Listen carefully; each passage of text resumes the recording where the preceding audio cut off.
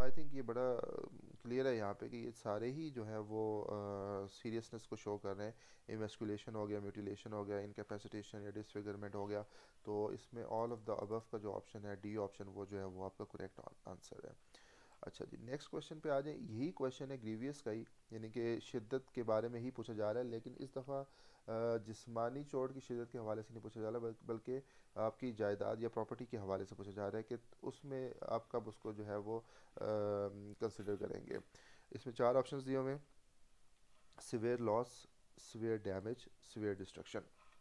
यानी कि आपकी प्रॉपर्टी जो है उसकी उसको जो नुकसान पहुंचाया गया उसको सीरियस कब कंसिडर किया जाएगा? जब उसे ख़त्म कर दिया जाए, उसको नुकसान पहुंचाया जाए, या फिर उसको तबाह कर दिया जाए। यानी कि सिवियर लॉस ख़त्म कर दिया जाए, सिवियर डैमेज नुकसान पहुंचाया जाए, सिवियर डिस्ट्रक्शन उसको तबाह कर दिया जाए। तो ऑफ कोर्स इसमें भी आई थिंक ये चारों ऑप्शंस जो हैं, तीनों ऑप्शंस जो हैं वो मुझे लग रहे हैं ठीक के ये तीनों ही जो है वो आपके कंसिडर होंगे प्रॉपर्टी के जो नुकसान है उसको, उसमें अगर हम देखें तो इसका जो 14 है इसमें भी आपका ऑप्शन डी जो है that will be the correct answer, कि ये सारी चीज़ें जो है वो ग्रीवियस में आएंगी इन रिलेशन टू प्रॉपर्टी, यानी कि जायदाद के हवाले से ये सीरियसनेस में आएंगी। अगर आप किसी की जायदाद को ख़त्म कर देते हैं, उसको डैमेज करते हैं या फिर उसको तबाह कर देते हैं। अच्छा जी, फिर 15 क्वेश्चन के ऊपर आ जाते हैं। 15 क्वेश्चन में वो कह रहा है पिक्यूनरी मींस। अच्छा, पिक्यूनरी जो है वो हमने ऑलरेडी ये चीज़ पहले भी ऊपर हमने जब फ़ाइन को हमने अम, उसके बारे में हमने पढ़ा था कि फ़ाइन से क्या मुराद है। सेक्शन 2 में हमें फ़ाइन के बारे में बताया गया था, तो वहाँ पे पिक्यूनरी का जिक्र था। पिक्यूनरी का मतलब ये होता है कि कोई भी ऐसी चीज़ जो पैसों से रिलेटेड हो। तो यहाँ पे आप देखें कि एक आपके पास सिनोनिम दिया हुआ रिलेटेड टू और कंसिस्टिंग ऑफ मनी। तो ऑप्शन बी जो है that will be the correct answer, क्योंकि ये तो क्लोजेस्ट आपका सिनोनिम है पिक्यूनरी के।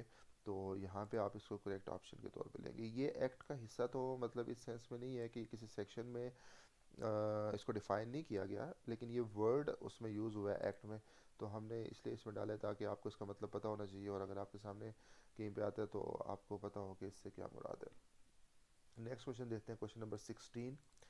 अभी हम सेक्शन 1 और 2 में ही जो है वो मल्टीपल चॉइस क्वेश्चन देख रहे हैं। क्वेश्चन नंबर 16 जो है उसमें कह रहा है कि एटीए से मुराद सिविल आर्म, एटीए में सिविल आर्म फोर्सेस से मुराद क्या है? अब आप देखें यहाँ पे, इससे पहले आर्म फोर्सेस जो है वो ऊपर यूज़ हुआ था, और आर्म फोर्सेस में हमने देखा था कि हमारे पास मिलिट्री, नेवल, एयरफोर्स और उनके रिजर्व्स थे, ठीक है, ये आर्म फोर्सेस में आता है। लेकिन यहाँ पे सिविल आर्म फोर्सेस की बात हो रही है। तो मैंने आपको बताया था कि सिविल आर्म फोर्सेस में आपकी आ जाती है frontier constabulary, frontier corps, Pakistan coast guards, Pakistan rangers, और कोई भी सिविल आर्म फोर्स जो फेडरल गवर्नमेंट ने नोटिफाई की हो। तो यहाँ पे जो 16 क्वेश्चन है उसमें ऑप्शन डी जो है that will be the correct answer. और अगर इसी क्वेश्चन में आप सिविल को हटा दें, सिर्फ आर्म फोर्सेस को कर दें, तो military, naval forces, air forces और रिजर्व ऑफ सच फोर्सेस, ये जो है इसका करेक्ट आंसर होगा। तो ये छोटी छोटी चीज़ें आपने देखनी है, और ये भी आपका सेक्शन 2 में जो है वो आपको जो है वो मिल जाएगा, ये सारा जो है इससे रिलेटेड चीज़ें।